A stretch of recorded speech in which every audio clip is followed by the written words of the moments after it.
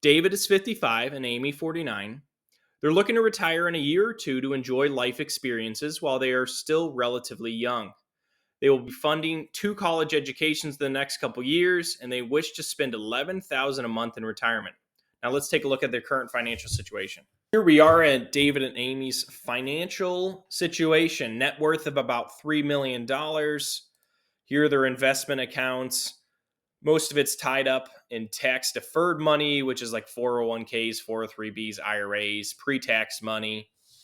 A little bit in Roth. Then they have their 529s. For the twins that are going to college, that should take care of about 2/3 of their education expense, a little bit in brokerage, and then their house they're planning to sell and downsize. So I have them here with having their home outright when they downsize. Their goals: retirement expenses of $11,000.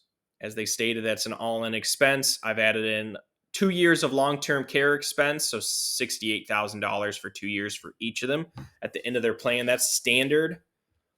And then we have the college expense here, which is just an average in-state tuition.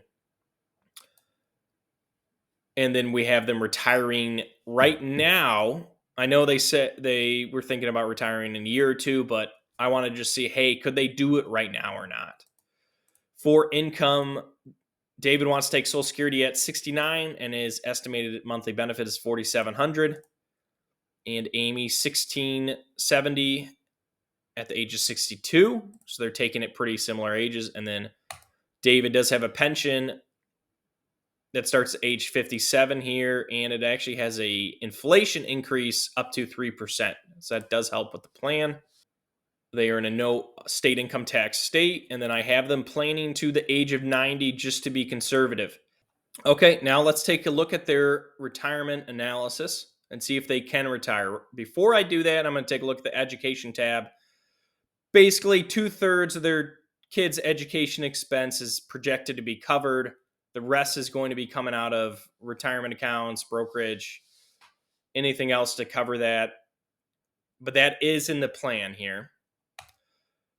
Let's take a look at what their score is. They got an 84%, and their ending dollar value net worth would be about 2.4 million based on all the inputs. And what this does, I'll explain briefly, is this program, Right Capital, a lot of financial advisors use it, runs 1,000 simulations on different investment returns, inflation rates, and it projects based on those 1,000 how many plans were successful. So what this is telling us is 84% of the time, everything went fine. Okay, everything went fine. You could take out 11,000 a month. Inflation adjusted here. I have them on inflation adjusted. They paid for their kids' college. Long-term care costs were covered, everything like that, living to 90 for both of them.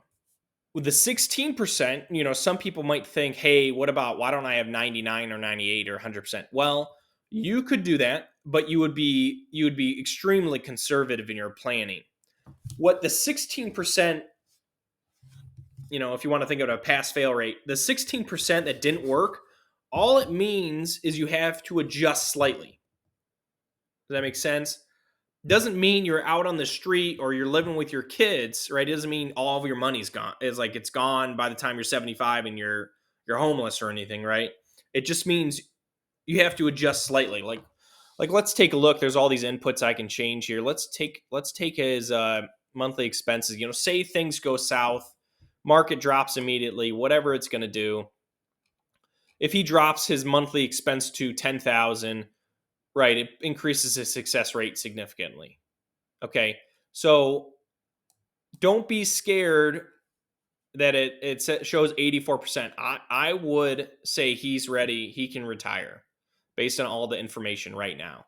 I wouldn't go much lower. Usually I say 80s. If you're in the 80s, you're good to go. That's the right mix between not running out of money, but still being able to spend your money now, right? Because that's kind of the point of retirement. You want to enjoy your money. If you're in the 90s, you're being a little conservative and you're not probably spending as much as you can, which is fine. If he thinks, well, I'd rather be extra conservative the first 5 years, that's fine. Okay. But I think he is good to retire. And this is before we make any adjustments to his plan or anything. I'm not going to touch Social Security in this video. I've talked about that previously. But let's go take a look at some things. Okay, now that we know that David and Amy can retire today if they want to, let's take a look at the one largest piece that we can fix in their retirement plan that's going to give them the most benefit. And that is, if you haven't guessed, is Roth conversions. So let's go over to the tax tab. Let's talk about Roth conversions a little bit. The reasons Roth conversions are so impactful for them is they have all their money in pre-tax accounts, right? 401k, 403b, IRAs. And what that's going to do is that's going to grow throughout time, right? This is their taxable income. So it stays pretty steady. They're pulling their 11 grand a year. And then it's going to balloon because their retirement accounts are going to grow so much and they're going to have to start taking RMDs, and it's going to push them in a higher tax bracket. See these lines, each one's a bracket. So once you go past the orange line, you're now in the 32% bracket. Once you go past the yellow line, you're now in the 24. And so what it's doing is it's making you pay a bunch of tax at the end of your plan, which is inefficient, right? We would rather say, well, we have room down here in lower tax brackets. Why don't we shift some of that income forward? And so what you would do is you would convert so much money a year to Roth, okay? And then based on those tax savings over the entirety of your plan, your net worth at the end of your plan is larger. You can pass more to your heirs or give it away, or you can spend more because you're just spending less on taxes, different things like that. So let's look at that real quick, and let's just look at them converting to the 22% bracket. And so this green line you can see here is the conversion amount. Okay, so the green is how much they're going to convert. So they're going to spin the blue and they're going to convert the green. So you can see it's not a ton of money. I mean, it's maybe $20,000-$40,000 a year, basing until age of 65. And what that does is smooths out your tax rate, right, over the long term of your plan, which therefore helps you save on taxes. Here they end up with about 10 million more. Now that's not inflation adjusted, so I'm going to round that down to maybe $4 million more. So double, tripling your ending net worth. Obviously, people end up spending a lot of that or giving it away or whatever it's going to do, but you can see the impact.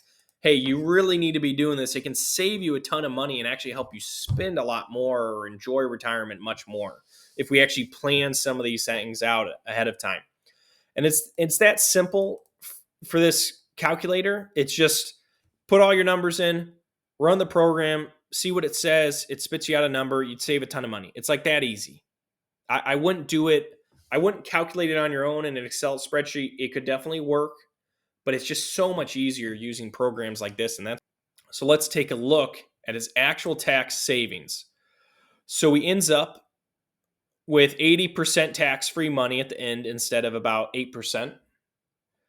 And let's take a look at their federal taxes paid. So in the end, right now they're looking to pay about $4.5 million in taxes. Now that is not inflation adjusted, so that's why it seems like a massive number.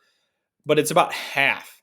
If they do this Roth conversion strategy, it's about half as much on taxes. Right? So you can see the significance. It's not like $20,000 an entire plan. It can be $1 million or more, right? In his case.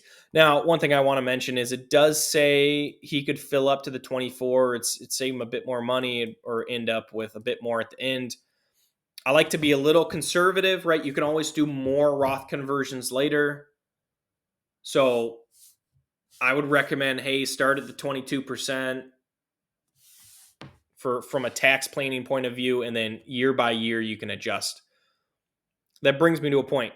Retirement planning is a process.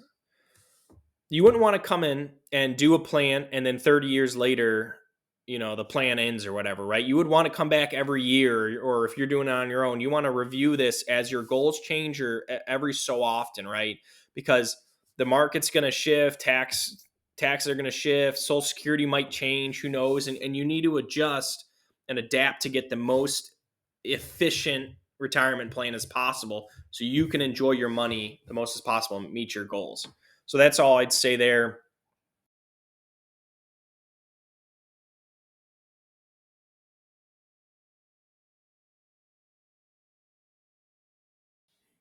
So it helped him increase from 84%, right? This is the current plan, to 87%. So we already know that they can retire. I'd be comfortable with them retiring today. If they want to wait a year or two, please go ahead. Their ending net worth doubled because of the Roth conversion plan of inflation adjusted dollars, right? Just do some Roth conversions for 10 or 15 years up to the 22% bracket, and it's projected to double their ending net worth and increase their retirement plan probably success by 3%. Seems like an easy win. You just have to go through the motion of do it and then reassess every year or two and see where we're at.